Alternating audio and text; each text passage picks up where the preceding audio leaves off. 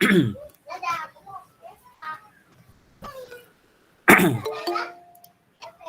assalamualaikum warahmatullahi wabarakatuh.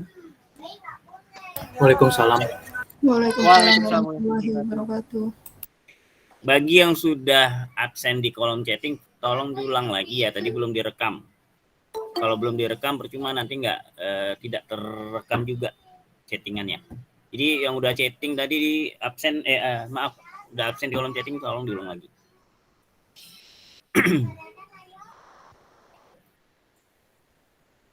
Ya, jadi kalau mau absen tunggu setelah direkam ya, ada tanda tombol rekam. Nah, sebelum kita mulai kuliah hari ini, ya, tolong juga nama kalian di Google Meet-nya ini betul-betul nama aslinya ya. Contohnya misalnya kalau namanya Cahyo Abi R Cahyo ya Cahyo, jangan nanti misalnya Cahyo Ganteng misalnya gitu ya. Nama aslinya ya tolong dirubah karena saya mau ada selanjutnya ada yang mau ingin saya sampaikan. Lah? Ini udah nama asli semua ya. Bukan nickname dan segala macam. Iya, Pak. Ya.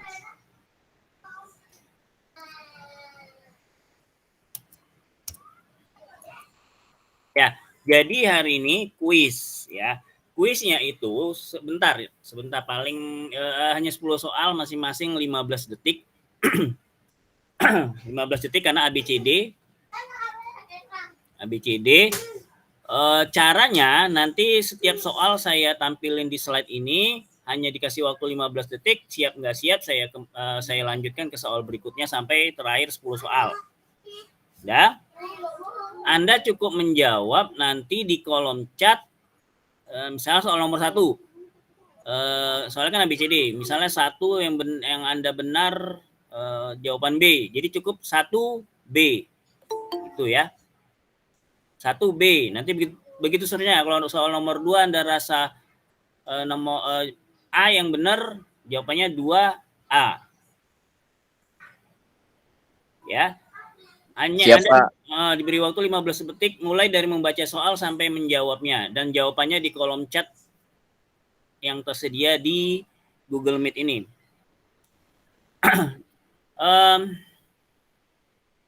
Mana tahu ya peralihan dari satu soal ke soal berikutnya, mungkin ada waktu ya. Itu masih saya terima. Misalnya gini, soal nomor 1 beralih nih ke soal nomor 2. Nomor 1 belum Anda jawab. Tapi Anda udah punya jawaban di pikiran. Ya. Nah, ketika beralih ke soal nomor 2, misalnya mau Anda jawab, itu masih bisa saya terima sepanjang mahasiswa lain belum menjawab soal nomor 2. Jadi ketika direkam itu kan nanti misalnya si ini 1A, si ini 1B, si ini 1D. Nah, ketika kamu belum selesai mengetik jawabannya untuk soal nomor 1 sudah beralih ke soal nomor 2, masih diberi kesempatan sepanjang peserta lain belum menjawab soal nomor 2-nya. Itu. Jadi kalau sudah menjawab soal nomor 1 Anda itu dianggap tidak diterima. Jadi misalnya nih soal nomor 1 nih semua ada jawab, tinggal Anda belum. Tiba-tiba beralih ke soal nomor 2. Nah, soal nomor 2 ada yang jawab misalnya 2A misalnya. Nah, Anda baru mengetik 1C misalnya. Nah, 1C Anda itu tidak saya terima. Gitu. Paham ya? Paham, Pak. Ya. Jadi dilihat nanti di catatan kolom komen itu sepanjang soal sebelumnya itu belum melewati soal berikutnya itu masih saya terima. Oke. Siap-siap ya waktunya 15 detik. Udah siap semua ini? Sudah ya? Ada yang mau ditanya? Ada yang mau ditanya sebelum kita mulai kuisnya? Tidak ada ya? Oke, kita mulai. Siap-siap kolom chatnya dibuka. Kita mulai soal pertama.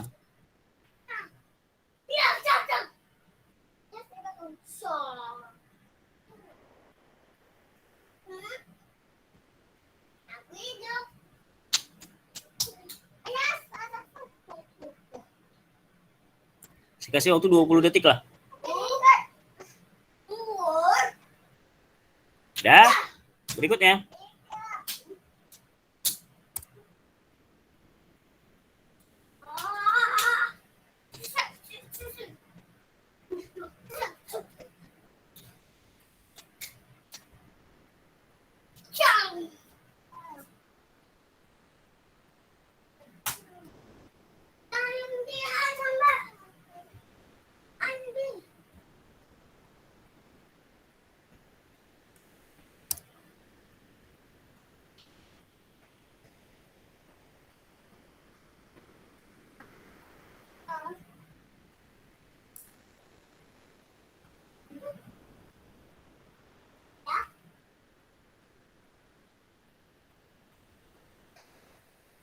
Ini aku suka.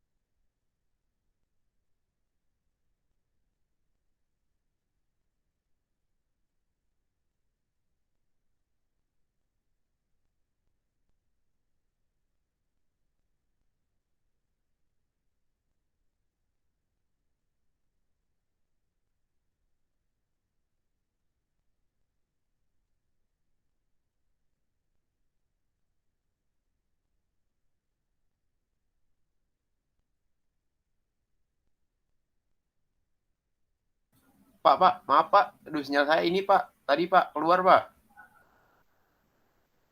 Tes, Pak. Cek.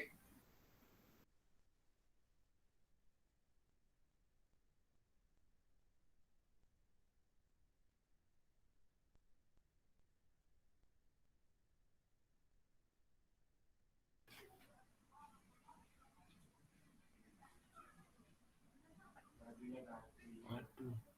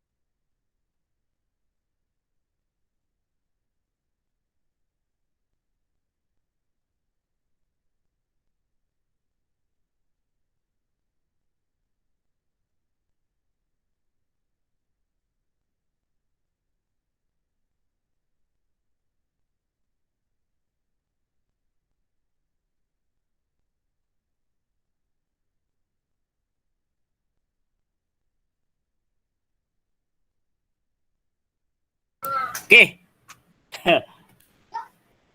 Selesai kuisnya. Gimana? Pak, ini Pak, tadi Pak apa? Sinyal saya Pak, jadi saya ikutnya dari nomor 8 tadi Pak. Ya. Paling ikut remedial paling Pak, ya Pak. Ya. Pak. Ya. Jadi ya, itu memang udah nasib kamu. Iya Pak, aduh. Gak apa-apa Pak lah. Oke. Udah di semua ya. Kita lihat satu-satu ya.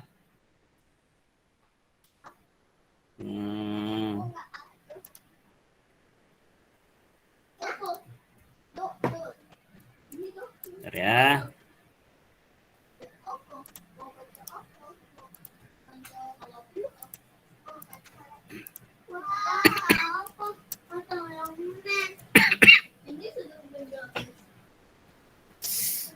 Udah kelihatan ya? Kita bahas satu-satu. Sudah, Pak. Ya. Menurut Undang-Undang Nomor 28 Tahun 2002 tentang bangunan terdapat 5 kelompok fungsi bangunan seperti di bawah ini kecuali apa? D, Pak. Kecuali sebentar saya lihat jawaban kalian. Kalau bisa digeser ya.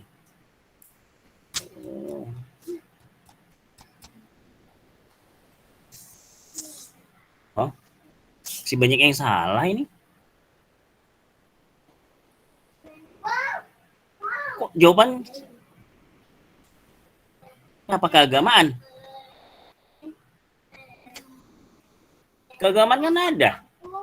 Ruang bangunan ibadah, ya. Kalau Islam misalnya masjid, mungkin Islamic Center. Yang nggak ada kan apa? Pelayanan umum, Pak. Iya. Umum, Pak. Pelayanan umum ya, ada fungsi khusus. Iya, fungsi khusus ada. Pelayanan umum nggak ada. Ya, pelayanan umum nggak ada. Oke. Kedua,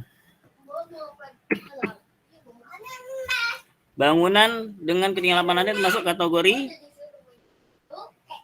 bangunan sedang. Oke, benar semua. Ya. 3. Undang-undang. Nah, undang-undang untuk melaksanakan undang-undang peraturan pemerintahnya apa? Undang-undang nomor 28 misalnya ya. Nomor 3. Oke, wah, pinter. Saya kira nggak ada yang benar.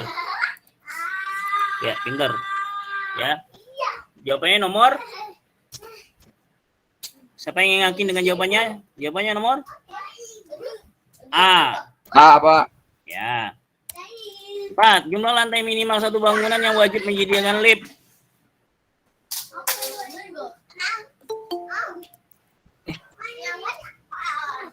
Oleh Khaira Gusnedi saya tolak. Tolong dikasih tahu Khaira Gusnedi ya. Tadi baru masuk mau saya izinkan kok saya tolak. Salah pencet tombol. Suruh masuk lagi juga. Soal nomor 4 berapa? Ada yang A, ada yang B, ada yang C. Oke, beragam jawabannya. Benar adalah C, minimal 6. Ya, 6 itu sudah harus lift. Kalau 5 masih belum. Belum wajib. Ya. Soal nomor 5. Undang-undang yang mengatur tentang arsitek. Apa? Ada yang tahu? Nomor 5. Nomor 6, Pak. Setahu saya nomor 6, Pak, tapi itu nggak ada. Jadi salah semua. Ya, salah semua ya. Seharusnya Undang-Undang nomor 6 tahun 2000 Ya, nomor 6 tahun 2017. Iya. Benar. Bukan Undang-Undang nomor 5. Ini banyak yang kepancing nih. Tahunnya aja yang ingat, nomornya nggak ingat. Ya.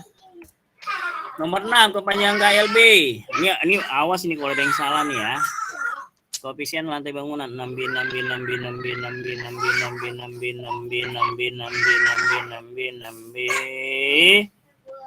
Oke, benar semua. Benar semua, Pak. 7 KDH. Yang mana? B ya, koefisien dasar ideal. Oke. Pintar semua kalau Pak singkatan-singkatan. Memang orang Indonesia paling pintar soal singkatan. IMB, izin mendirikan bangunan. Oke. Ya, ini bonus aja saya buat ini. 9.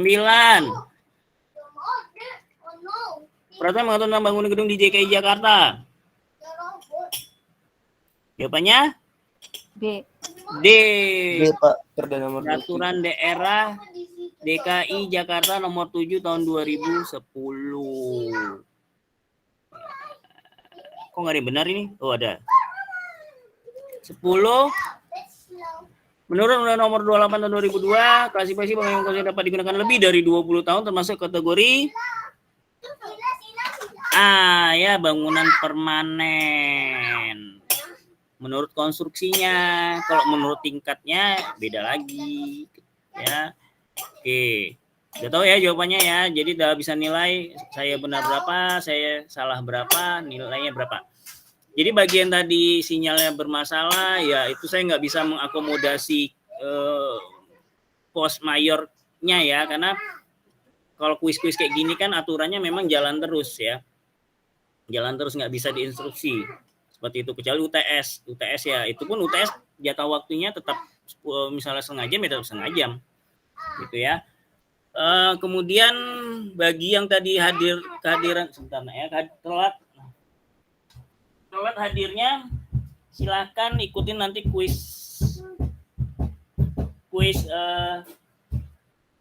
susulan. Baik itu tadi yang sinyalnya bermasalah, ya, baik itu yang dibuka pintunya, dibuka. Lah, katanya mau kok gangguin mbaknya. Enak. Tadi yang nilainya tidak memuaskan, silakan nanti saya buat pengumuman kira-kira kuis susulan atau perbaikan itu. Nah, bagi yang tidak hadir, bagi tadi yang terlambat hadir sehingga tidak bisa mengikuti kuis, itu dianggap ini ya, jatahnya tetap sama. Ya, 3 kali. Sebentar ya, sebentar.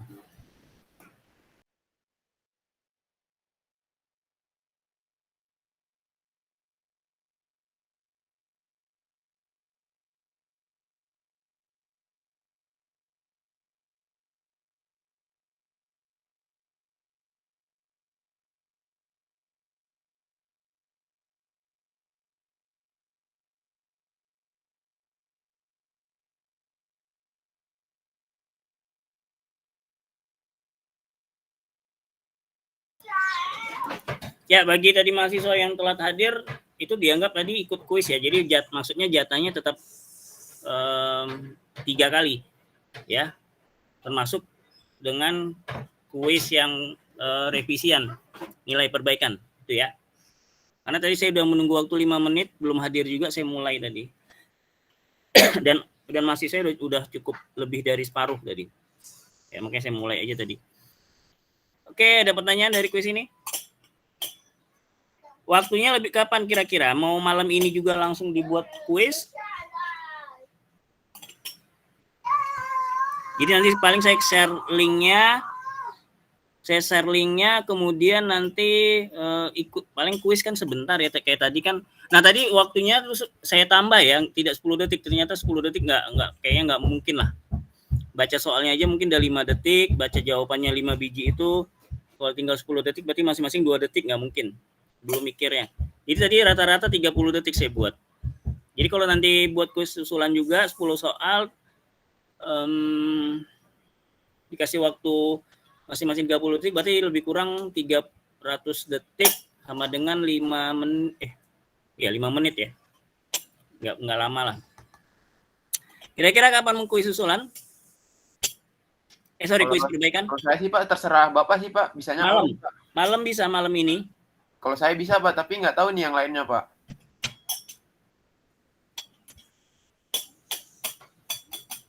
Kapan ya? Bisa Pak, saya Pak. Malam aja ya, biar nggak banyak. Ya. Kalau memang masih perlu kuis perbaikan, jadi tahu kapan lagi waktunya. Malam ini nanti ya, nanti saya share linknya sama waktunya. Oke? Oke Pak. Oke. Terima kasih Pak. Yuk. Ya, saya mulai. Sebentar.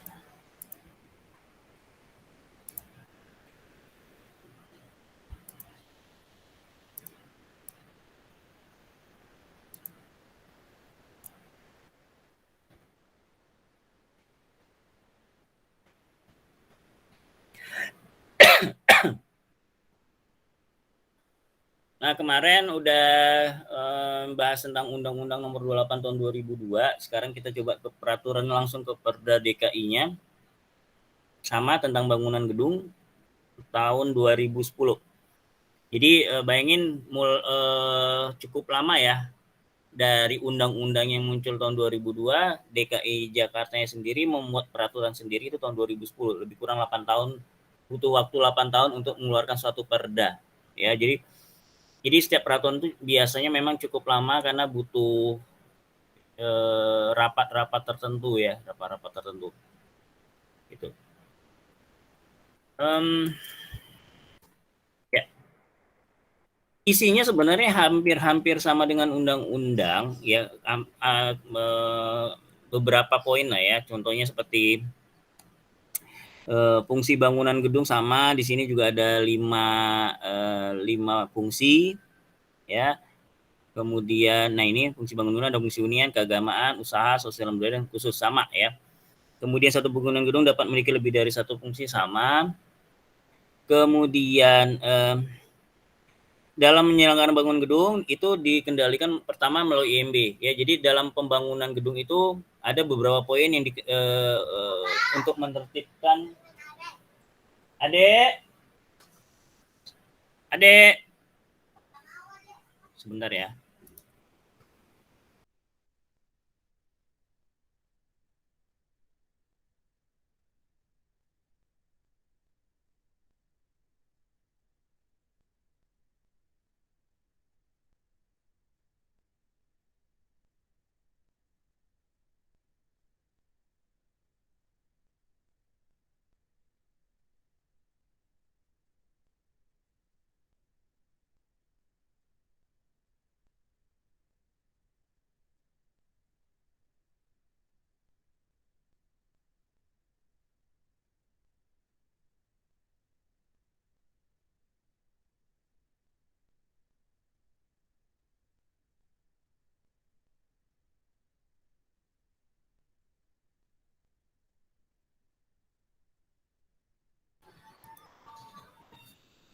Ya, maaf ya, sambil ngasuh anak kecil. Ya, ya jadi dalam melakukan ketertiban pembangunan itu ada beberapa alat-alat pengendalinya. Yang pertama adalah IMB. IMB itu sebenarnya kan di awal, ya, mulai itu kan perizinan. Mulai dilihat dari peruntukan lahannya, KDB dan segala macam itu dilihat. Kalau memang tidak sesuai, otomatis ya tidak diizinkan membangun. Kemudian SLF ya. Nah, itu baru surat laik fungsi. Jadi itu izin untuk menggunakan bangunan yang sudah selesai dibangun. Gitu. Ya. Dengan kedua poin ini diharapkan bahwa bangunan-bangunan yang berdiri di DKI Jakarta adalah bangunan yang memang sesuai dengan perencanaan kotanya. Seperti itu. Kemudian nah baru dilengkapi dengan bukti kepemilikan bangunan gedung serta persetujuan rencana teknis bongkar bangunan gedung jika memang bangunan itu akan dibongkar. Khusus untuk bangunan yang akan dibongkar, biasanya bangunan yang sudah habis masa pakainya, bangunan tinggi itu kan biasanya bangunan tinggi kan ada masa pakai. Ya. Atau bangunan-bangunan konservasi yang memang memerlukan perawatan atau perbaikan. Ya, misalnya dibongkar, diganti dengan konstruksi yang baru, tapi tidak merubah misalnya layout atau fasadnya, gitu ya. Jadi memang ada beberapa bangunan yang memang harus dibongkar.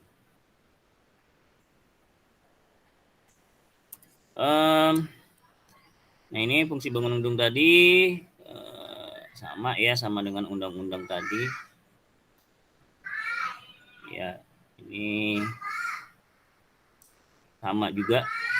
Aduh, sebentar ya, sebentar. Saya izin anak saya buang air bentar.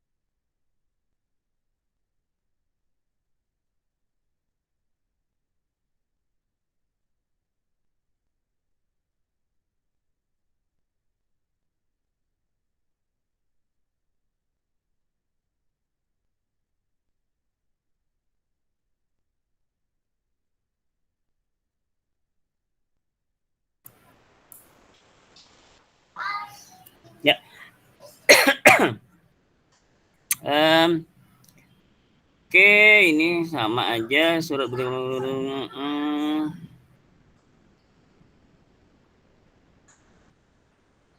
Ya, pasal 14, dalam satu bangunan gedung dapat diberikan lebih dari satu surat bukti kepemilikan bangunan gedung.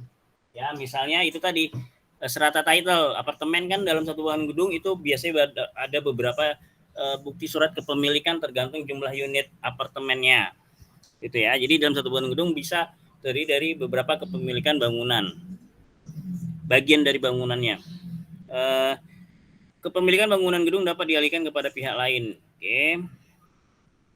Nah, setiap orang yang akan mendirikan bangunan wajib ya, yang akan, berarti belum ya, yang akan mendirikan bangunan wajib memiliki IMB. IMB diterbitkan atas setiap perencanaan teknis bangun gedung yang telah memenuhi persyaratan administrasi dan persyaratan teknis bangun gedung. Ya. Kemudian IMB dapat bersifat tetap atau sementara dan dapat diberikan secara bertahap. Ya, tergantung memang tahapan pembangunannya, ya. Nah, nanti ketentuannya ada berapa peraturan penjelasannya, ya. Persyaratan tata bangunan meliputi persyaratan peruntukan, arsitektur bangunan gedung, persyaratan pengelolaan dampak lingkungan. Oke, saya lewatin aja. Nah, ini sama intensitas ya.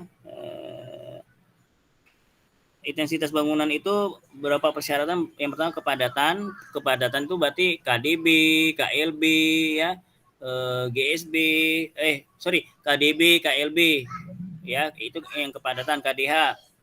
Kalau ketinggian KLB juga sebenarnya bisa mempengaruhi ketinggian, batasan ketinggian. Terus juga ada beberapa syarat tinggi bangunan dalam satu tapak. Kemudian jarak bebas ya, jarak bebas. Nah, nanti mengenai ketiga poin ini kita lihat di materi minggu depan ya. Nah, ini sudah ada sih sebenarnya di pasal 22 ya. Kepadatan bangunan itu meliputi KDB, KLB, KDH dan KTB. Ya. Kepadatan bangunan diperhitungkan berdasarkan ruang efektif bangunan dan seterusnya. Ini udah paham lah ya, KDB, KLB, KDH, KTB. Udah paham ya, KDB, KLB, KDH, dan KTB. Ya, nanti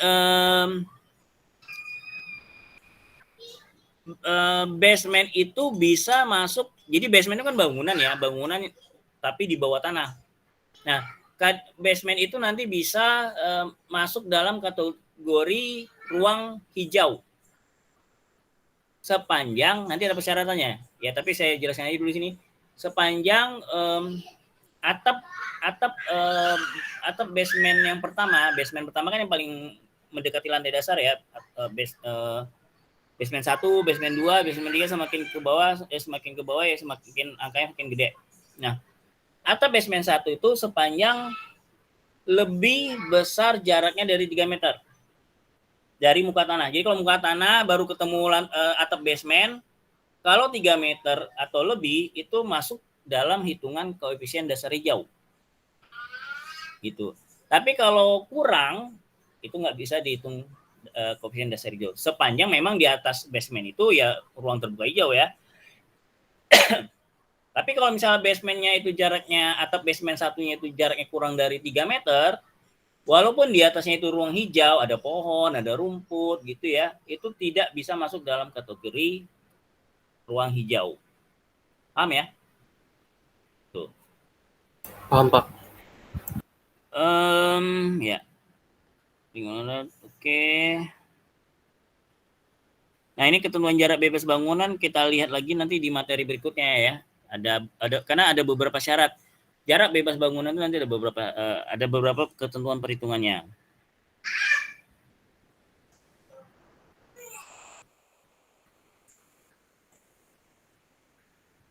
Oke, ini nggak masalah ya. Persyaratan harus memperhatikan fungsi ruang. Ya ini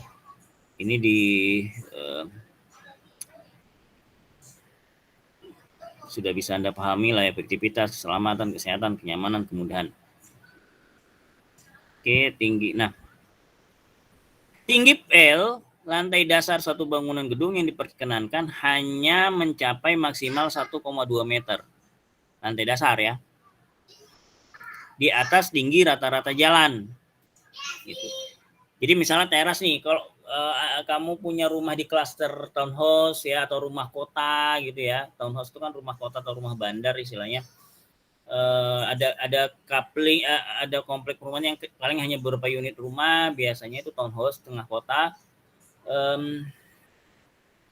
Itu kan kadang-kadang karena lahan atau nggak usah townhouse lah ya, rumah biasa pun itu karena biasanya kalau di Jakarta tanahnya sempit, biasanya lantai ruang tamunya itu naik sampai berapa meter, di bawahnya itu biasanya utilitas ruang servis ya.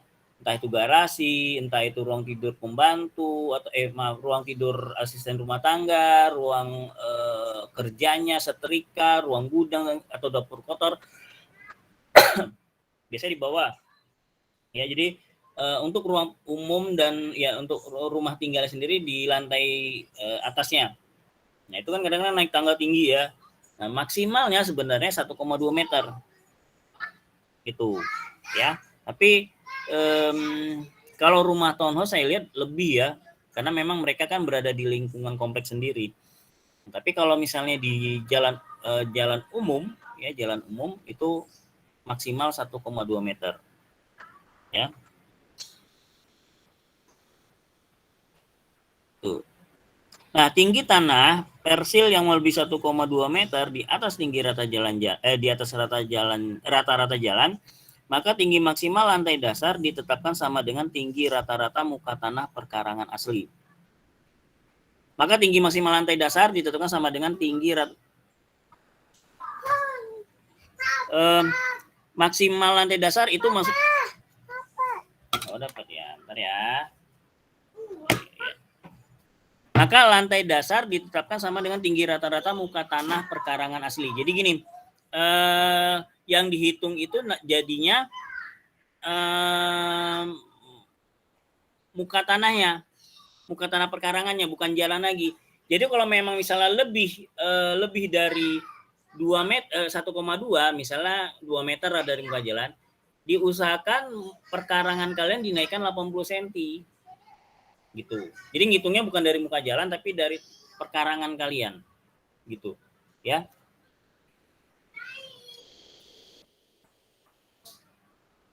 Oke. Tinggi lantai dasar perkarangan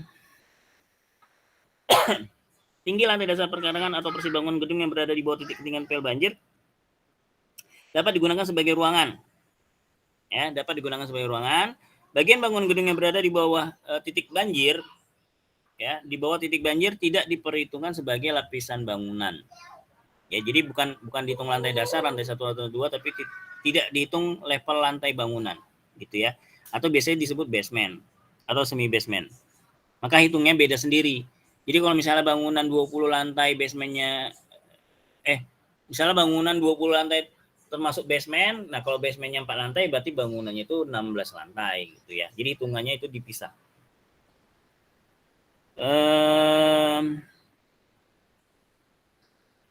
Oke, ruang terbuka di antara GSJ dan GSB dapat digunakan sebagai unsur penghijauan, daerah resapan air serta kepentingan umum lainnya, ya bisa untuk parkir ya dan segala macam.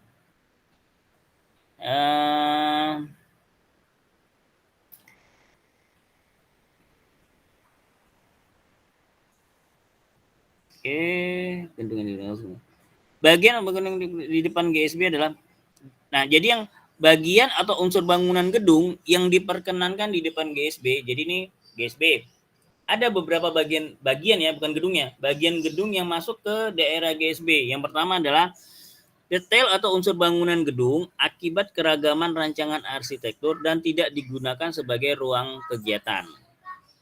Ya, misalnya area masuk, ya, area drop off. Nah, itu boleh. Ya. Detail atau unsur bangunan gedung akibat dari rencana perhitungan struktur dan atau instalasi bangunan gedung. Ya, misalnya kolom, kadang-kadang kolom itu kan miring, ya, model miring gitu. Nah, kemiringannya itu sehingga melewati batas GSB. Nah, itu boleh, asal jangan titik kolomnya. Gitu ya. Unsur bangunan gedung yang diperlukan sebagai sarana sirkulasi yang bukan merupakan bagian dari sirkulasi utama bangunan gedung. Ya, itu tadi. Ya, area masuk dan segala macam. Itu boleh.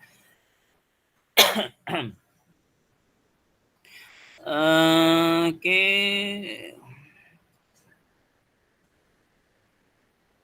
Pada cara membangun renggang ya. Oke. Nah, pasal 36 sama 37 ini tergantung dari ketentuan rencana kota KRK-nya. Ya. Jadi suatu tapak itu bisa dibangun dempet atau kopel, bisa atau harus memberi ruang batas antara tapaknya. Ya. Jadi secara intensitas bangunan, ya, tapak itu ada dua. Satu boleh dibangun kopel itu kanan kiri dempet. Jadi kanan kamu boleh dempet dengan bangunan lain atau ya dengan bangunan lain, kiri juga boleh. Nah, kalau yang renggang itu nggak boleh. Jadi kanan kiri harus dikasih jarak. Jadi kanan kiri jarak, apalagi depan belakang, ya. Kalau depan belakang kan wajib dikasih jarak.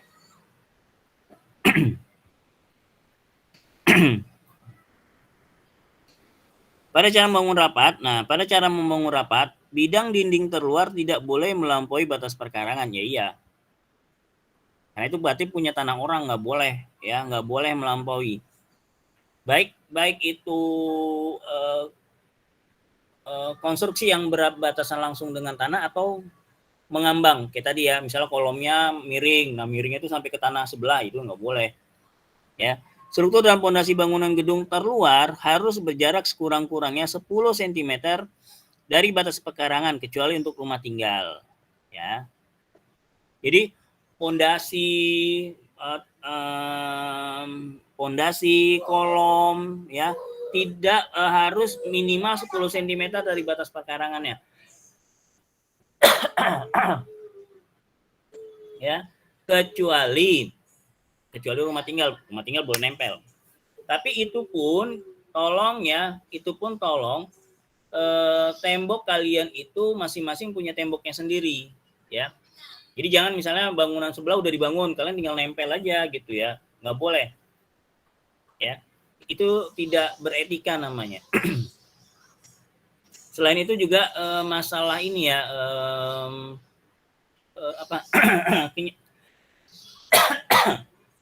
kenyamanan antar tetangga lah. Biasanya kalau temboknya hanya satu lapis itu kedengeran itu sebelah dengan sebelah. Misalnya entah geser meja, entah orang berjalan, bahkan orang berjalan kadang-kadang dengar. Apalagi temboknya itu tembok dari bata ringan, ya kan? Itu maaf ya.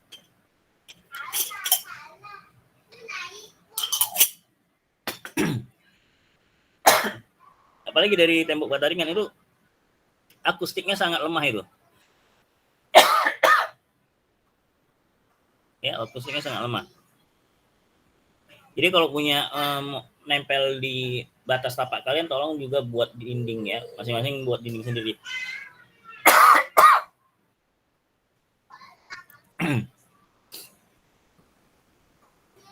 Oke, saya lanjut.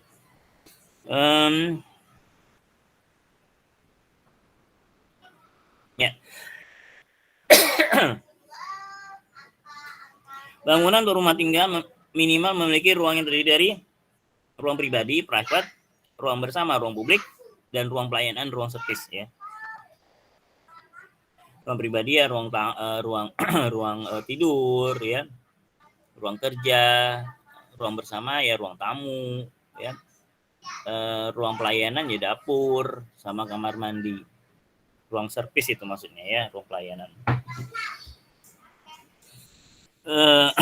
Jadi bangunan rumah tinggal dapat dinamakan ruang penunjang dengan tujuan memenuhi kebutuhan semuanya menyimpang dari penggunaan utama sebagai hunian.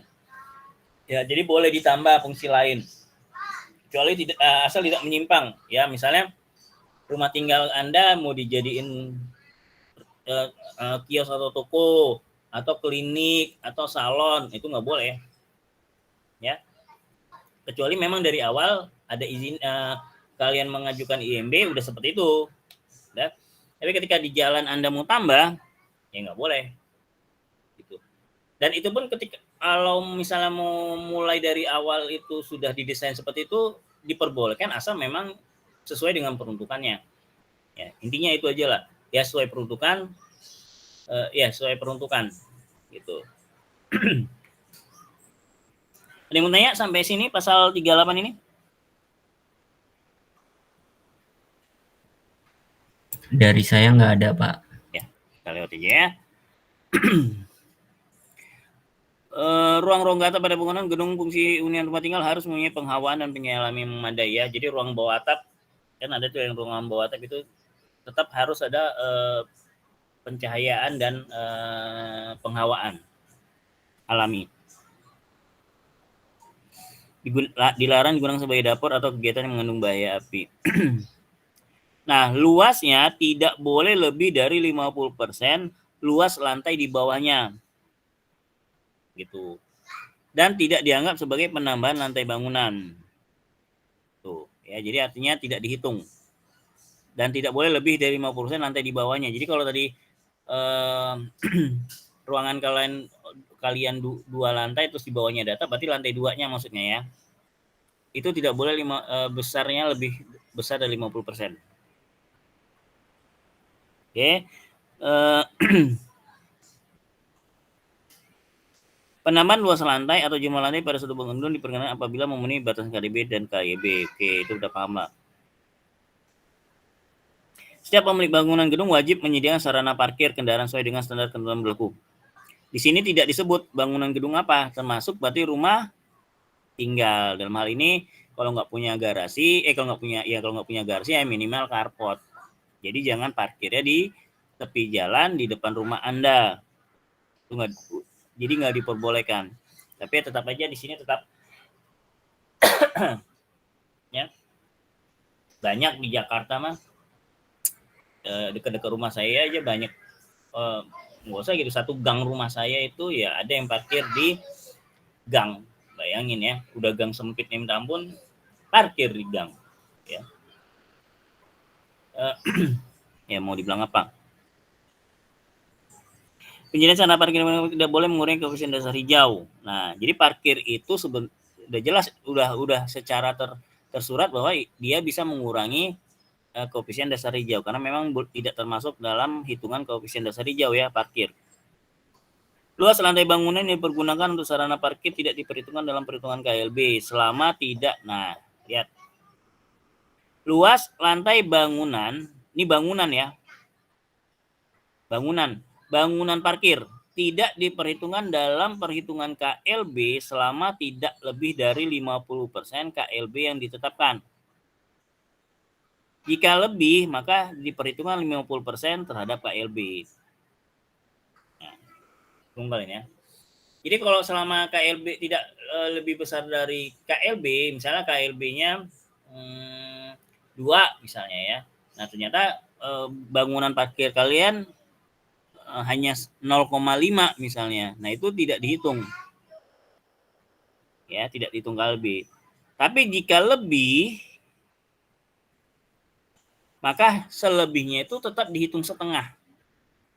Paham ya? Jadi misalnya KLB kalian 2, ternyata bangunan kalian bangunan gedung parkirnya itu KLB-nya 2,2 misalnya.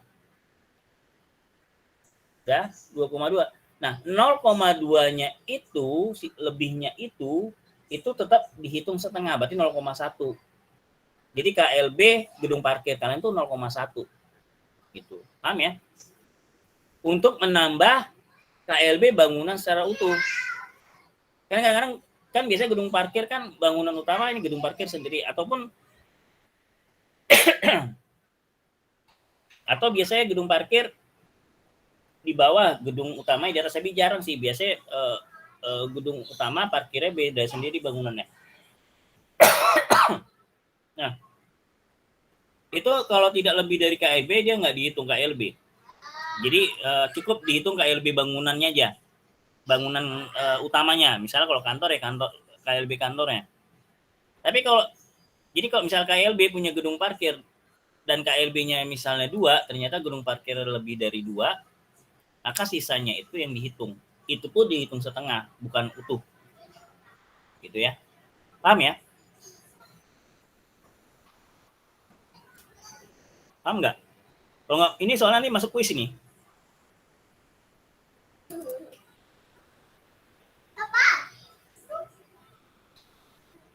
Nonton TV, kalau nggak bapak matiin loh TV.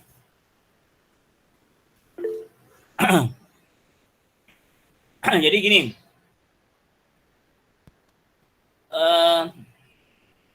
kalian punya tanah 1000 meter persegi, ya. KLB-nya itu, kalian punya tanah 1000 meter persegi, kemudian membangunlah, ya, ada 2 bangunan, satu bangunan kantor, satu gedung parkir, ya. Satu gedung bangunan kantornya, satu gedung parkir. Nah, jika KLB di situ misalnya adalah ditetapkan 2, ya. Kalau KLB kan pakai angka ya, kalau KDB kan pakai persen. Ingat ya, kalau KDB itu kan misalnya 1,2, 1,4, 2, 2,1, pokoknya angka lah, pecahan desimal. Ya, biar gampang saya ambil 2 aja KLB-nya. Maka sepanjang gedung parkirnya luas totalnya tidak lebih dari 2 KLB-nya, berarti 2 kali 2000 meter persegi ya. Kalau KLB-nya 2 kan berarti 2 kali luas tapak, berarti 2000 meter persegi. Nah, sepanjang gedung parkir kalian di total luas lantainya di jumlah itu tidak lebih dari 2000 meter, itu nggak masuk hitungan KLB. Jadi cukup ngitung KLB gedung kantornya aja. Paham ya? Nah, tapi jika gedung parkir kalian aja lebih dari 2000 meter persegi, misalnya 2200 misalnya. Nah, yang dihitung KLB-nya gedung parkirnya doang, berarti hanya 200 sisanya. Itu pun dibagi 2. Karena dihitung setengah, berarti 100. Nah, 100 inilah nanti yang masuk dalam perjumlahan KLB kantornya. Paham? Oh, jadi lebihannya itu masuk ke KLB kantornya gitu ya, Pak? Gitu. Paham ya? Kan ada 2 gedung. Dua gedung ini kan harus dihitung KLB-nya, seharusnya ya, normalnya seharusnya kan dihitung dua-duanya. Lebih nggak KLB-nya dari 2, kalau memang 2 ya. Nah, kan harus kita hitung satu-satu dulu. Kantor dihitung KLB-nya, gedung parkir dihitung KLB-nya, dijumlahin gitu. Tapi karena ini gedung parkir ada perhitungan khusus gitu, bahwa dia tidak dihitung KLB-nya kalau lebih kecil dari 2 tadi. Jadi misalnya gedung parkirnya 1000, ya udah nggak dihitung, cukup gedung kantornya aja dihitung KLB-nya. Tapi kalau gedung parkirnya aja lebih dari 2000 meter persegi, karena KLB-nya tadi kan 2 ya, maka sisanya yang dihitung untuk menambah KLB kantor. Jadi kalau misalnya gedung parkirnya 2200, maka hanya 200-nya yang dihitung. Itu pun bukan 200, hanya separuhnya, setengahnya. Berarti 100. Nah, 100 meter persegi inilah dimasukkan ke dalam hitungan KLB kantor. Paham ya? Insya Allah, Pak. Cukup paham, Pak. Ya. Oke. Tuh. Kalau menurut Perda DKI Jakarta ya, kalau di daerah lain saya nggak tahu.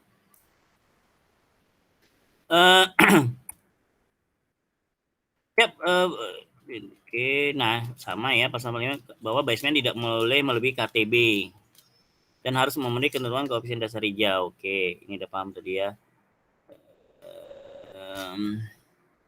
Nah, lihat pasal 46. Setiap bangunan gedung untuk kepentingan umum harus menyediakan sarana ibadah berupa musola, berarti ibadah umat muslim ya, minimal. Jadi untuk agama lain tidak wajib. Kenapa tidak wajib? Ya karena memang agama lain kan waktu ibadahnya kan tidak seperti muslim ya. Kalau muslim kan sehari itu bisa 5 kali. Kalau mereka kan wajibnya itu kan hanya hari tertentu. Selebihnya mereka bisa aja mau menjelang tidur, mau habis bangun ya. Karena mereka tidak punya waktu sholat yang seperti kita terjadwal. Makanya minimal sarana ibadah umat muslim. Oke. Dalam menyasar ibadah maksud pada ayat 1 harus menunjukkan sebagai lokasi penambahan dari yang mudah dilihat masyarakat. Oke. Ya, mudah dilihat. Ya, syarat sebagai tempat ibadah ya. Kemudian ada sirkulasi udara dan pencahayaan yang berlaku. Nah, pencahayaan di sini tidak dijelaskan apakah alami atau buatan, yang penting pencahayaan.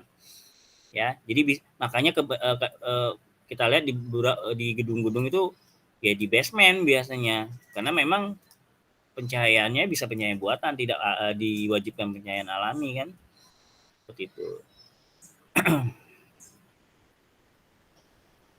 Ruang prasarana di lantai atas dapat dibangun apabila sebagaimana menurut penekanan ini. Oke, saya lewat aja ini lah.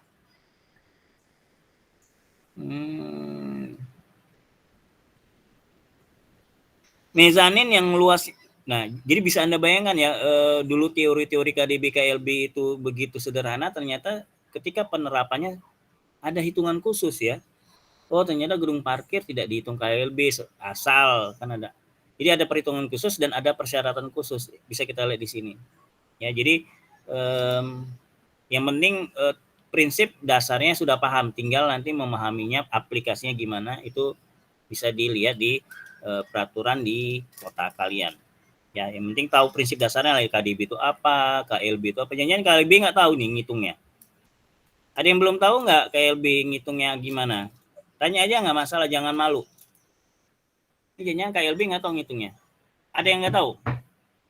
Jadi KLB itu kan, saya jelaskan, KLB itu kan jumlah luas lantai seluruh bangunan dibagi luas tapak. Jadi kalau bangunannya itu ada 10 lantai, masing-masing 200 meter persegi, berarti 200 kali 10, 2000 meter persegi.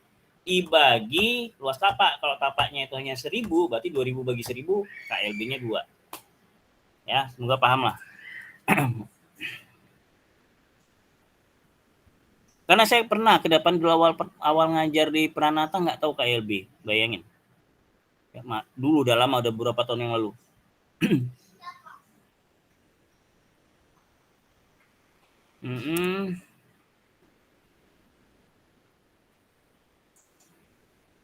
Ya, ini bisa dibaca lah kok ini. Saya bangun gedung tanaman hijau yang dapat jadi. Oke, memiliki tanaman hijau. Perencanaan bangunan gedung yang dapat menimbulkan dampak penting terhadap lingkungan hidup wajib memiliki analisis mengenai dampak lingkungan hidup atau AMDAL biasanya ya. Pak, jadi bangunan gedung yang dampaknya itu berakibat terhadap berpengaruh terhadap kesehatan lingkungan harus punya AMDAL. Bangunan apa tuh ya? Yang biasanya banyak mengeluarkan limbah, contohnya pabrik, rumah sakit. Rumah sakit itu kan limbahnya beracun banget ya. Beracun banget itu. Bekas obat-obatan, bekas jarum suntik dan segala macam itu beracun banget itu. Ya, itu harus dibuang. Karena langsung dia bisa jadi dia bisa menyebabkan penularan penyakit gitu ya. Jadi bangunan yang seperti itu wajib punya AMDAL. Air hujan harus dialirkan ke dalam sumur resapan. Nah, itu ya. Jadi makanya setiap rumah itu harusnya punya sumur resapan. Ya. Kecuali memang untuk daerah tertentu didapat untuk pembuatan sumur resapan. Oke.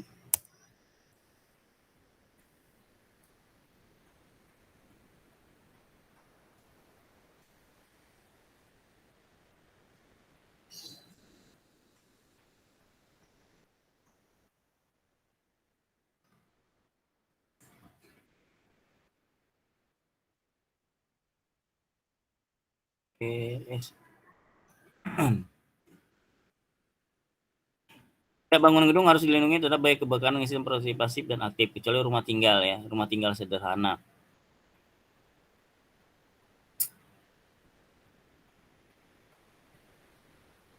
Setiap bangunan gedung dengan fungsi klasifikasi luas jumlah lantai dan atau dengan jumlah lantai harus memiliki unit manajemen pengamanan kebakaran.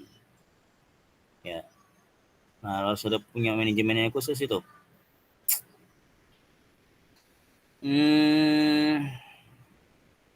Ini gampang ya, saya lewat aja, bisa dibaca.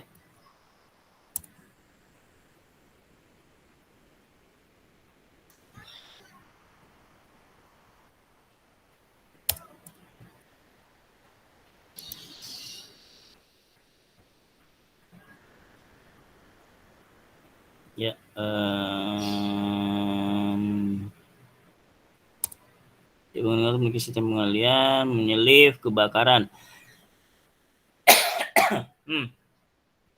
Ini yang sampai sekarang di tugas saya tidak saya temui ya. Tapi memang harus ada ketinggian tertentu. Jadi setiap bangunan gedung dengan ketinggian tertentu harus mempunyai lift kebakaran. Beda dengan lift ini ya. Ya nak. Bentar ya. Beda dengan lift penumpang, dengan lift barang. Lift kebakaran itu bisa dioperasikan ketika terjadi kebakaran dan artinya dalam pemadaman listrik. Biasanya kan kok kebakaran kan dipadamkan listrik ya. Nah, lift dengan fungsi khusus kebakaran itu bisa. Nah, kenapa? Karena dia punya sumber energi listrik sendiri yang instalasinya aman gitu. Ya biasanya kan kalau lift itu kan pakai core ya. Nah, mungkin ya salah satunya adalah bahwa instalasinya itu berada di dalam core itu sendiri. Ya. Kalau listrik lain kan nyebar ya dari lantai ke lantai itu di bawah plafon segala macam itu kan berbahaya ya. Makanya langsung dimatikan semua, termasuk lift penumpang yang biasa atau lift barang. Makanya untuk ketinggian tertentu, lift ada lift kebakaran ya yang bisa digunakan untuk pada saat terjadi kebakaran.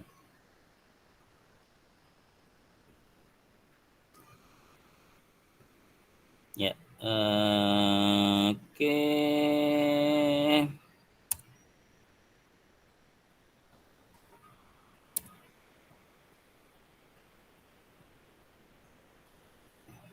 Nah, ini juga sering di TA tidak saya temui ya. Untuk memenuhi persyaratan sistem sanitasi, setiap bangunan gedung harus dilengkapi dengan sistem air bersih, air limbah dan air kotor, pembuangan sampah dan penyaluran air hujan. Ya, jadi sampah itu harusnya punya sistem sendiri ya. Ini kadang-kadang ada mahasiswa tugas saya yang tidak membuatnya.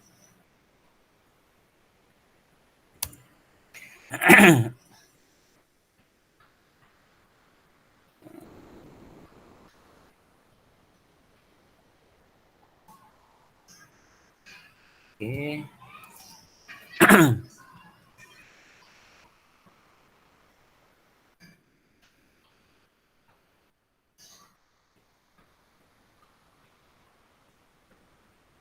Ini bisa dibaca sendiri lah ya.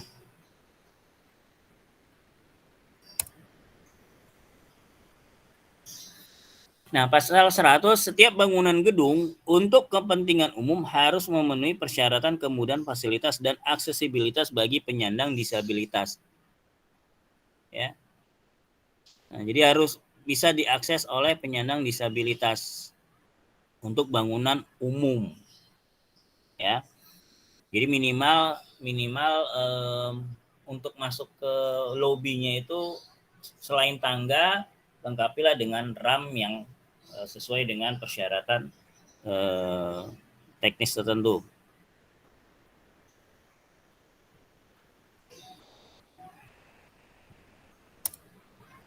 Oke, ada yang mau tanya nggak?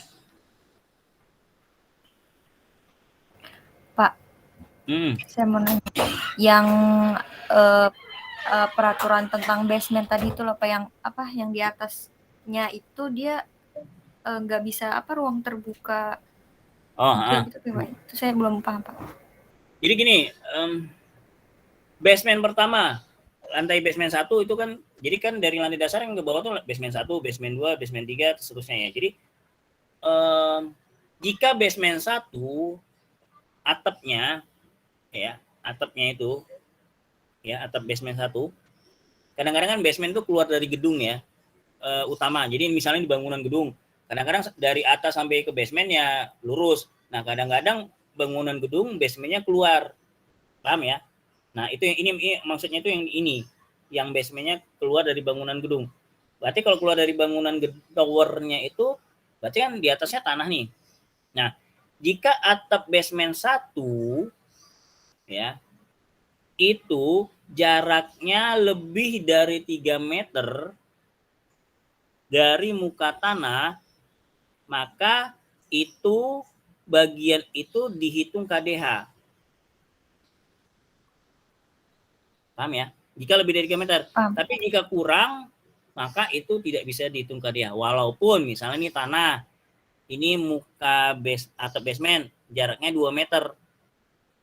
Dan di atasnya banyak pohon-pohon, rumput, ya, taman lah gitu. Nah, tapi karena di bawah ada basement, dan jaraknya hanya 2 meter, itu tidak dihitung KDH. Itu maksudnya. Jadi boleh ya, boleh mau 2 meter, mau 1 meter boleh. Tapi itu ketentuannya. Kalau kurang dari 3 meter, maka itu tidak bisa dimasukkan dalam hitungan KDH. Walaupun di atasnya dibuat taman. Paham ya? Paham, Pak. Ya, itu boleh, bukan dilarang. Tapi ada ketentuannya. Kalau segini itu dihitung KDH, kalau jaraknya segini itu tidak dihitung KDH. Gitu. Karena kan kalau dilihat dari set plan kan basement nggak kelihatan tuh ya. Mana kelihatan gitu. Nah, ya seakan-akan misalnya nggak sampai 3 meter nih jaraknya dari muka tanah, seakan-akan itu taman, padahal di bawahnya basement. Nah, itu tadi. Kalau itu jaraknya hanya 2 meter atau 3 meter, nggak sampai 3 meter, itu nggak dihitung KDH. Tetap dihitung bukan bangunan ya, bangunan juga enggak. Jadi hanya ruang terbuka biasa. Ya, gitu.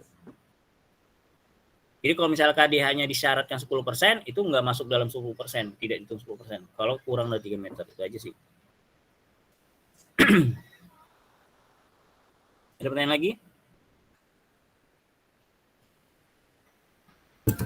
Pak, berarti itu yang dihitung hanya kedalamannya aja ya, Pak, dari muka tanah ke yang atap basementnya. Ya. Sedangkan kalau yang untuk keluarnya basement dari towernya itu nggak ada batasan berapanya ya, Pak? Ya. Oh, itu tadi ada KTB, koefisien tapak basement. Jadi KDB dengan KDB dihitungnya beda. Kalau KDB kan bangunan yang lantai dasar. Kalau KTB bangunan tapak basement. Itu. Nah, itu tetap dihitung, tapi dihitung dalam hitungan KTB bukan KDB. Jadi misalnya bisa jadi bisa jadi KDB 60%, KTB bisa 80%, bisa jadi gitu. Jadi biasanya ya KTB itu sama dengan KDB atau lebih besar sedikit. Artinya dia boleh keluar dari bangunan utama lebarnya, gitu. Jadi tetap dihitung ya. Basement sebenarnya saya tadi tidak menegaskan lagi. Tadi kan saya bilang nggak dihitung. Ya nggak dihitung KDB, tapi tetap dia dihitung di hitungan KTB, koefisien tapak basement. Tetap dihitung. Dan tidak boleh lebih besar dari KTB yang sudah ditetapkan. Gitu. Makasih, Pak. Ya. Ya ini juga sekali lagi ya untuk mengatur bahwa jangan sampai semua tapak bangunan kalian manfaatkan untuk basement. Kan bahaya juga. Kan gitu, nggak boleh. Jadi oke lah misalnya basement kalian memang lebih jauh, jaraknya 3 meter dari muka tanah misalnya. Nah itu kan masuk KDH ya. Tapi ternyata semuanya kalian bangun. Gitu di bawah tuh diem-diem kalian bangun. Nah itu nggak boleh juga. Berarti kan KTB-nya 100%. Nggak mungkin, jarang nggak mungkin lah KTB 100%. Gitu. Ya. Paham ya? Paham, Pak. Ya. Nah kan kalau ada yang nanya-nanya itu kan jadi paham ya. Tadi kan kalau nggak nanya nggak tahu itu. Karena nggak saya jelaskan.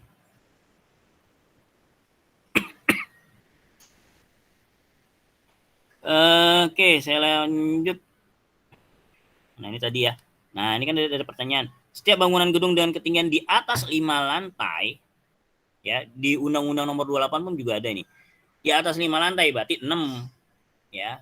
Wajib harus itu kan sama dengan wajib.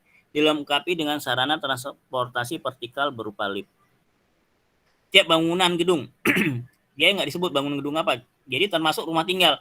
Jadi kalau rumah tinggal kalian aja bisa 6 lantai misalnya, wajib punya lift. Walaupun sekarang banyak ya rumah-rumah di Pondok Indah, ya di Kuningan, di Menteng, itu 2 lantai ya udah punya lift. Ya nggak apa-apa, boleh. Kan ini hanya syarat minimal. Artinya kurang dari itu pun kalian boleh aja menggunakan lift. tapi nggak wajib kan gitu.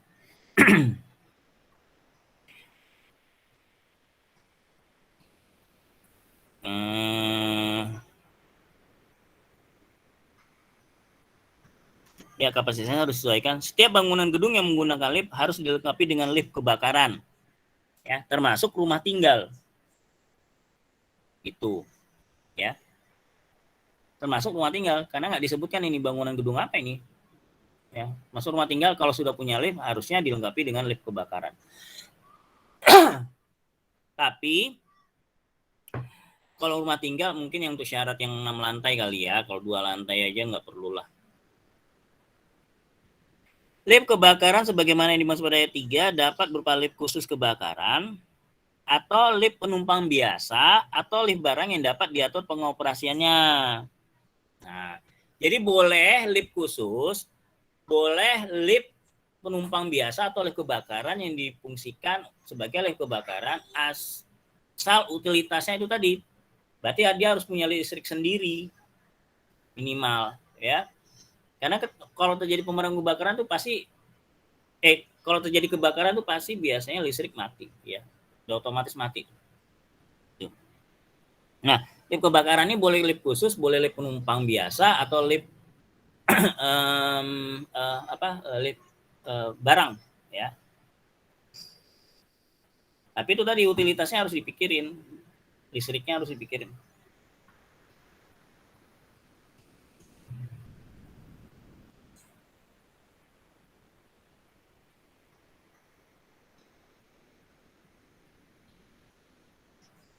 Siap bangunan gedung kecuali rumah tinggal ya. Rumah tinggal tunggal dan rumah tinggal daerah sederhana harus menyediakan fasilitas dan aksesibilitas untuk menjamin. Oke, ini udahlah. Fasilitas yaitu tersebut adalah toilet, tempat parkir. Jadi harusnya ada tempat parkir untuk disabilitas ya. Jadi kalau di beberapa gedung itu ada parkir khusus wanita, nah seharusnya bukan hanya mikirin parkir khusus wanita aja ya, tapi juga dipikirkan parkir khusus disabilitas. Biasanya parkir khusus wanita dan disabilitas ini biasanya di dekat pintu masuk. Ya, atau kalau di gedung-gedung parkir atau basement biasanya di dekat kompartemen. Kompartemen itu tahu ya. Kalau di basement itu kan kalau kita turun di mobil kan kita mau ke bangunannya itu kan nanti di tengah-tengah parkir kan ada ruang sendiri ya yang dijaga satpam itu yang mau akses menuju gedungnya, tadi gedung apartemen, tadi gedung mall gitu ya. Itu namanya kompartemen. Ya, yang di situ nanti entah itu eskalator atau lift gitu. Nah, itu kompartemen. Nah, biasanya parkir disabilitas atau parkir khusus wanita ya biasanya dekat kompartemen tersebut. Kalau wanita kadang-kadang dibuat garis pink atau kolomnya biasanya yang lain kolomnya warna biru, kuning atau apa. Kalau di kolom parkir wanita biasanya kolom pink atau merah untuk menandakan dari jauh oh itu parkir khusus wanita gitu ya. Nah, kalau disabilitas saya jarang ya. Kayaknya jarang. Ada sih ada. Saya lupa di mana pernah lihat. Kalau parkir wanita tuh banyak. Ya, gitu.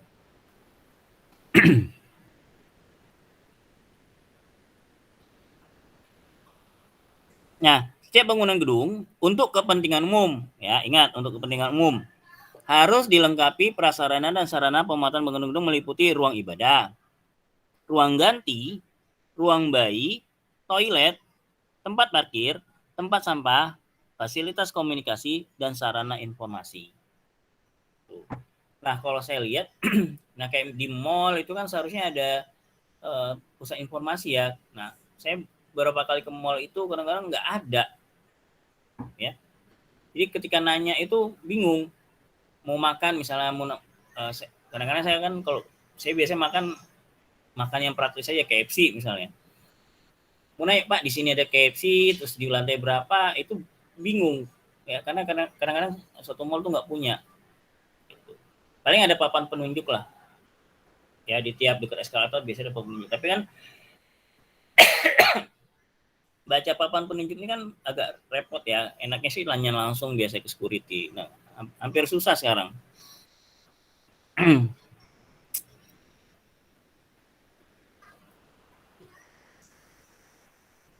Nah, bangunan hijau sekarang ya. Bangunan gedung dengan kriteria tertentu. Nah, ini dengan kriteria tertentu ya. Wajib menggunakan konsep bangunan gedung hijau. Jadi hanya kriteria tertentu. Nah, kriteria tertentunya apa? Nanti diatur dengan peraturan gubernur.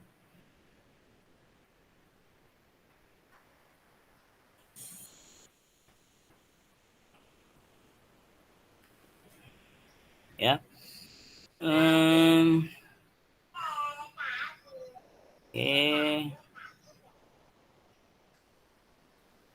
Nah, IPTB, nanti kita bicara IPTB. Walaupun sebenarnya IPTB ini udah berganti nama nih ya. Tapi belum ditetapkan peraturannya dengan secara sah. Jadi ini IPTB ini istilah lama ya. Jadi dulu arsitek profesi kan namanya SKA, Surat Kompetensi Arsitek. Nah, sekarang kan ganti namanya STRA, Surat Tanda Registrasi Arsitek. Nah, selain itu menunjukkan bahwa kalian arsitek profesional. Karena ketika kalian tamat itu kalian hanya disebut sebagai mahasiswa arsitektur atau bukan mahasiswa, sarjana arsitektur. Kalian belum bisa disebut arsitek seperti saya bilang kemarin. Ya, jadi ketika kalian keluar dari UMJ ini, kalian belum disebut arsitek tapi sarjana arsitektur. Nah, untuk menjadi seorang arsitek, hanya orang-orang yang punya kompetensi khusus bisa disebut arsitek, yaitu pertama dia harus jadi anggota IAI, kemudian mengikuti beberapa tahap. Nanti kita pelajari lagi lebih lanjut. Nah, barulah dia nanti disebut arsitek, punya surat tanda registrasi. Kalau sekarang namanya STRA, kalau dulu SKA. Nah, selain itu, ketika kalian mau berpraktek profesi, itu namanya kalau di kedokteran, dokter itu ada surat izin praktek. Nah, kalau kita namanya dulu ya, yang baru-baru ini diganti IPTB dulu, izin pelaksana teknis bangunan. Nah, itu semacam surat izin prakteknya. Tanpa itu arsitek belum bisa berpraktek ya, belum bisa praktek khususnya dalam pengajuan izin bangunan IMB. Kalau mendesain mungkin boleh, saya kurang tahu ya. Tapi ketika melakukan izin mengajukan izin mendirikan bangunan, nah itu harus arsitek yang punya IPTB tadi. Gitu. Jadi agak panjang nih perjalanan hidup kalian kalau mau jadi arsitek. Nah, itu IPTB dulu. Tahun ini saya lupa mulai tahun lalu apa mulai tahun ini ya, itu IPTB diganti menjadi surat lisensi namanya. Nah, tapi belum ditetapkan, belum ada peraturan ketetapannya. Jadi ini lagi masa peralihan, transisi. Nah, kalau menurut pengalaman teman saya yang sudah berpraktek profesi, kebetulan saya selama sekolah ini meninggalkan praktik profesi dulu. Nah, itu katanya ada yang ketika mengajukan IMB tidak ditanya lagi IPTB, karena memang sebenarnya nggak berlaku, ya, udah nggak berlaku. Tapi izin yang baru juga belum ada, jadi yang lama nggak berlaku, yang baru ini belum ditetapkan. Nah, ini masa transisi. Jadi ada ketika ya nasib-nasiban lah ya, ketika mengajukan IMB bisa jadi orang pemerintahan daerahnya tidak perlu IPTB, tapi tetap ada yang memerlukan IPTB gitu. Nah, namanya masa transisi biasanya seperti itu ya, masih ada daerah abu-abu gitu. Ya. Jadi kalau sebagai seorang arsitek yang ingin berprofesi arsitek, jadi harus punya 2 surat ya, pertama SKA, yang kedua IPTB. Itu kalau zaman dulu. Nah, kalau sekarang SKA itu diganti STRA, IPTB itu diganti surat lisensi. Ya. Nah, daripada pusing-pusing, kalian gitu tamat, ya itu tadi, pertanyakan diri kalian, cinta nggak dengan dunia arsitektur? Kalau cinta, segera gitu tamat, jadilah anggota IAI, karena prosesnya lama sekali. Ya, mau jadi arsitek itu panjang. Sama kayak dokter. Dokter itu kan kuliah dia 4 tahun. Habis 4 tahun itu kan namanya esket, sarjana kedokteran, sama. Esket dulu. Nah, kemudian mereka prakteknya ke rumah sakit 2 tahun, baru bisa disebut dokter. Itu pun dokter umum ya. Baru bisa disebut dokter. Nah, habis jadi disebut dokter, nah mau buka praktek di rumah atau dimanapun itu, ngajukan lagi surat izin, sama kayak kita. Jadi panjang. Nah, biasanya kan kalau dokter pada umumnya kalau udah tamat mau jadi dokter mau apa lagi. Walaupun ada sih beberapa yang habis jadi dokter jadi pengusaha, jadi apa, tapi jarang sekali. Nah, arsitek yang banyak melenceng ini, ya, bisa jadi pegawai bank, bisa jadi kerja di pabrik, bahkan di dealer mobil, macam-macam.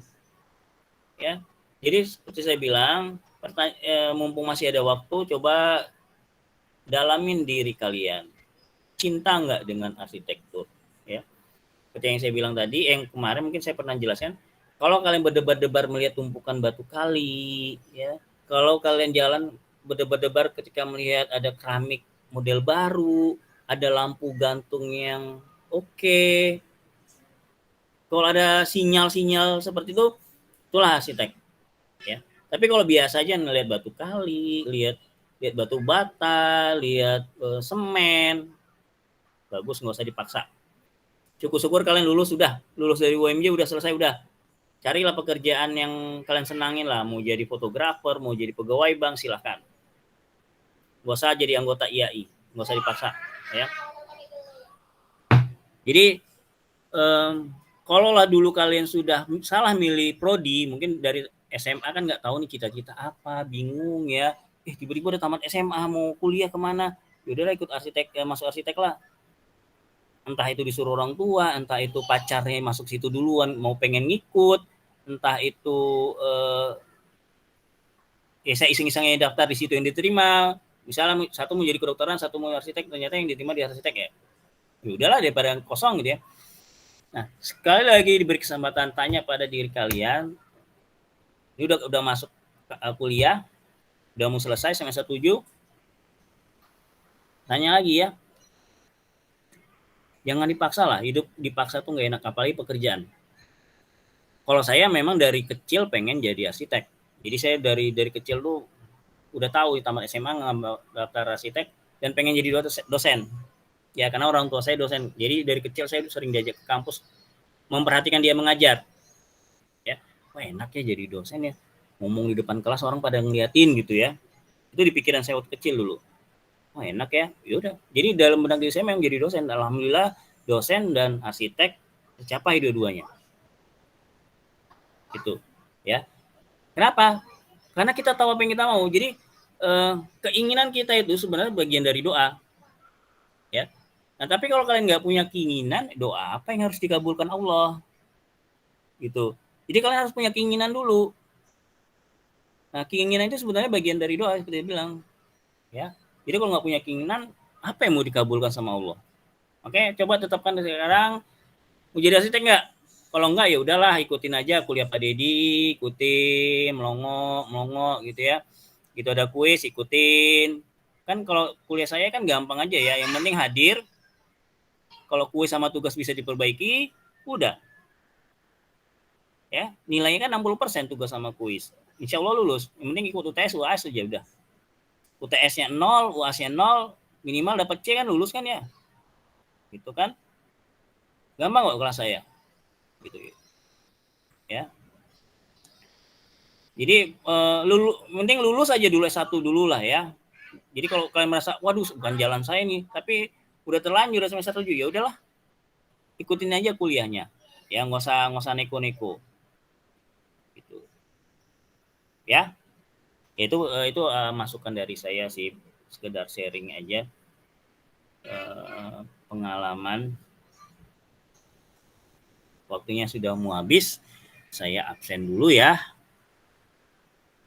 Benar.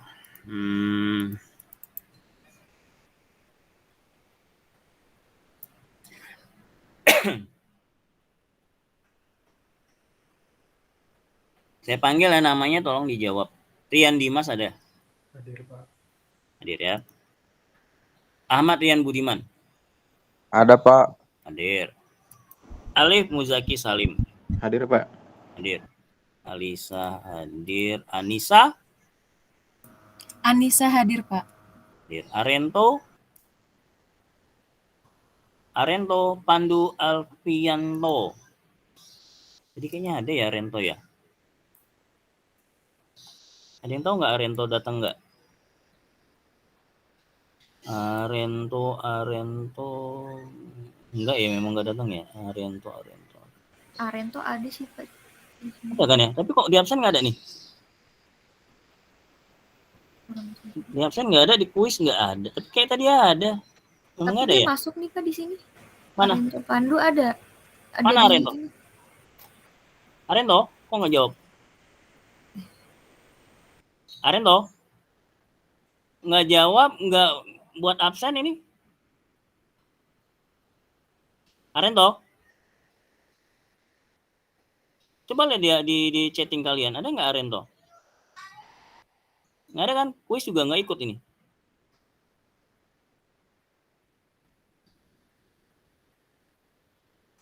Nggak ada Arento. Ya saya buat nggak absen ya. Alpha ya Arento. Cahyo Abi Rashid tadi ada. Carlitos Bobby Ismail Lubis Hadir, Pak. hadir. Hanif Karunia Denu Hadir, Pak. hadir. Hasna Fauzia Hadir, Pak. hadir. Helmi Barik Hibatullah. Helmi Hadir, Pak. hadir. Hilman Padilla. Hilman hadir, Pak. Ilham Pane Hadir, Pak. hadir. Izwan Arik Nur Sandi Hadir, Pak. hadir. Izat Fadlur Rahman. Hadir, Pak. Kartika Dwi Cahyanti. Hadir, Pak. Khaira Gusnedi. Hadir, Pak. Muhammad Baskoro. Muhammad Baskoro. Hadir, Pak. Itu di kolom chat ada. Ada ya, mana coba kolom chat. Pak, Arento hadir, Pak. Habis dari kamar mandi tadi.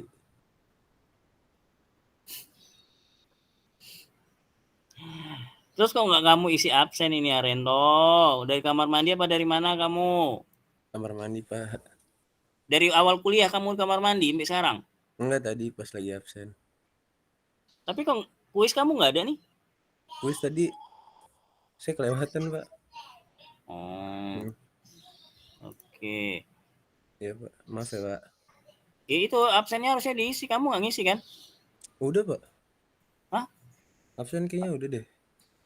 Nggak ada saya lihat. Oke, Muhammad Rizky Ramdhani. Hadir, Pak. Muhammad Ridwan.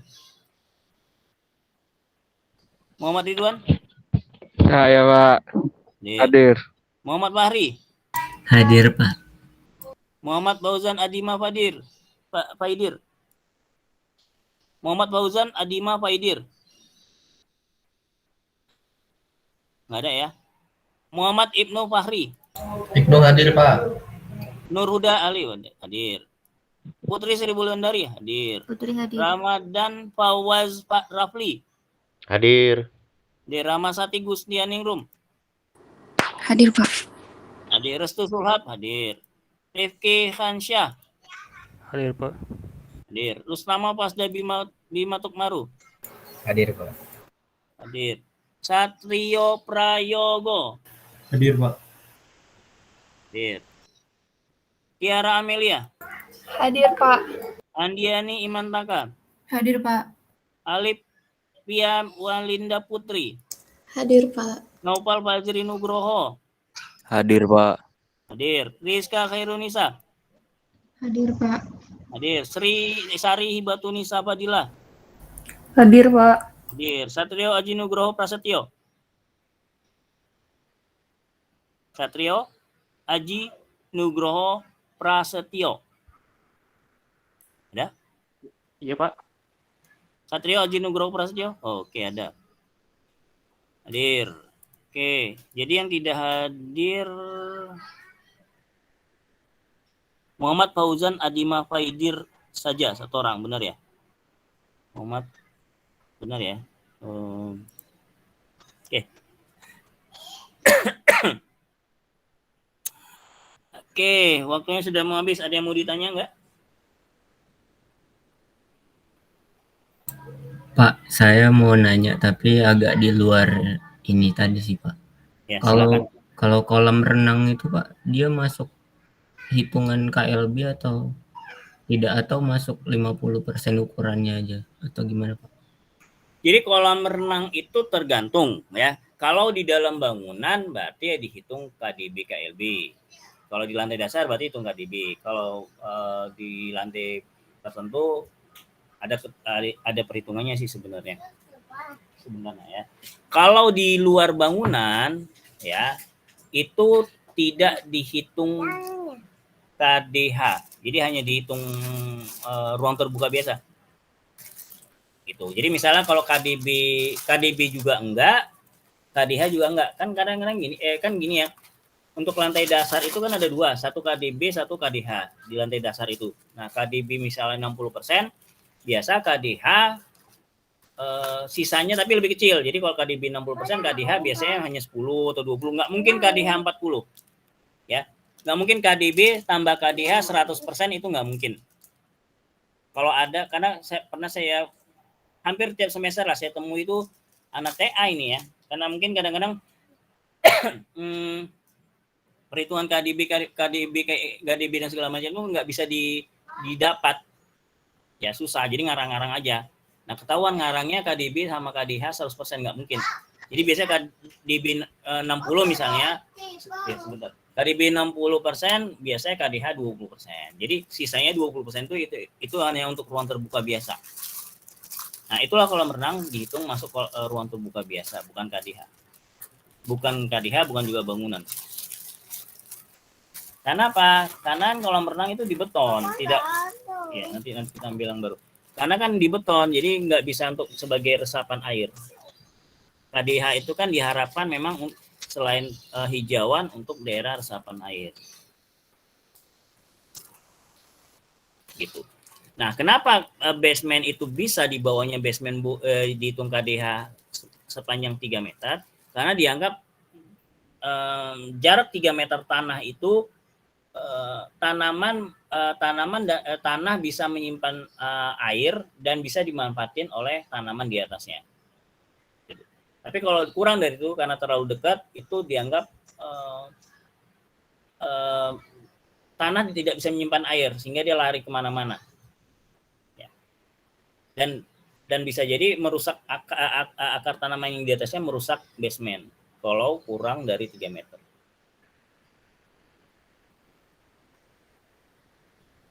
Ya, itu ya. Iya Pak, makasih Pak. Ya.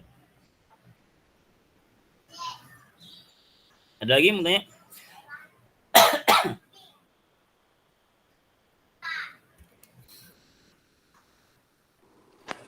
Bapak, Ya. untuk kuis remetnya itu materinya sama kayak yang kuis pertama tadi, Pak? Yang penting materinya yang saya berikan, ini kan pertemuan ketiga, jadi materinya itu di pertemuan 1 kedua gitu. Biasanya kalau kuis itu materi sebelumnya, nggak mungkin materi hari ini. Jadi jadi walaupun Oke, nanti Pak. remedial perbaikannya nanti di setelah UTS, tetap materi 1-2 karena kuis pertama ini kan diadakan di pertemuan ketiga. Nah, nanti materi untuk perbaikan ya bisa jadi mirip, bisa jadi sama, bisa jadi beda, tapi yang penting materinya yang ada di materi 1-2. Makanya kalau bisa baca-baca lah sekilas-sekilas ya. Kalau materi 1 mah bukan gampang ya, maksudnya ya sedikit ya. Materi 2 itu kan, nah itu yang agak banyak, Undang-Undang Nomor 28 tahun 2002. Tapi itu pun namanya undang-undang kan banyak ya, pasal-pasalnya berapa puluh halaman atau mungkin berapa ratus, saya lupa. Tapi itu pun biasanya nggak saya ambil yang nggak susah lah ya, saya ambil yang apa ya, yang mudah dipahami lah, yang biasa ya tentang KDB saya tanya, KLB, jadi tidak perlu yang jelimet-jelimet ya. Artinya gini loh, ketika kalian hafal dan paham ya, nah itu sebagai syarat bukan syarat, itu ya wawasan utama yang harus dipunyai seorang arsitek gitu. Di luar itu kan ya itu ya bonus lah ya. Jadi apa yang saya tanyakan tuh biasanya yang wawasan utama yang harus dipunyai arsitek. Contohnya tadi KDB, jangan-jangan kepanjangan KDB aja nggak tahu, kan bisa diketawain ya.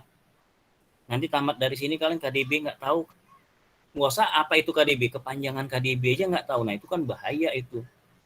Ya, tadi kalau saya lihat sih kuisnya untuk kepanjangan soal-soal kepanjangan tadi nggak ada masalah sepertinya kayaknya. Ya. Nah kemudian cara menghitungnya, Harus tahu dong KDB itu apa banding apa. Kalau koefisien itu kan apa banding apa, itu kan koefisien. Nah, KDB itu apa banding apa, KLB itu apa banding apa, KDH itu apa banding apa. Minimal itu dulu. Tidak perlu sampai tadi perhitungan jelimet. Oh maaf, nanti di pertemuan keempat nanti ada perhitungan jelimetnya. Artinya perhitungan KDB yang sesuai dengan ketika kalian berpraktek profesi lah. Gitu. Nanti ada hitungannya. Ya nanti di pertemuan keempat. Tapi minimal prinsipnya tahu lah ya, KDB itu koefisien ini banding ini gitu. KLB ini banding ini. Minimal itu dulu tahu. Ya kalau seorang arsitek nggak tahu, sudah berbahaya. Ya. Oke, ada yang mau tanya?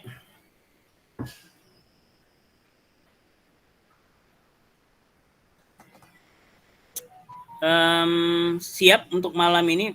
Walaupun saya nggak tahu ya apakah malam ini bisa, tapi minimal saya tanya dulu, siap nggak untuk malam ini? Malam ini terserah, paling lama jam 9 malam lah, nggak mungkin jam 10 malam saya buat kuis ya. Paling jam 8 atau habis-habis Isya, jam 7 gitu ya. Siap nggak? Kalau nggak siap, kalau yang siap udah nggak masalah. Tapi kalau ada yang nggak siap, coba khususnya yang mau ikut ya, yang mau ikut, kalau yang nilainya kalian tadi udah rasa bagus, karena kan udah saya kasih tahu kunci jawabannya ya. Kalau kalian rasa bagus, ya nggak perlu ikut perbaikan, ya nggak usah jawab. Tapi yang merasa pengen ikut, tapi nggak siap, coba ada yang nggak?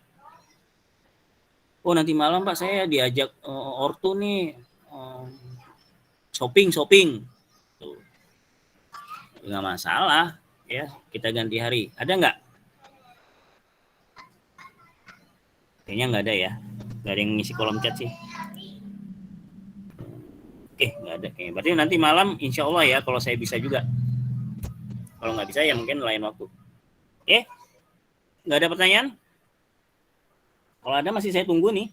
Waktunya masih ada sedikit.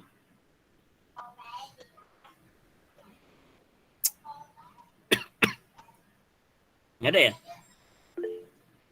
Oke, tidak ada seperti Pak. Kalau tidak ada, terima kasih semuanya. Terima kasih atas perhatian dan waktunya bisa hadir di kuliah ini.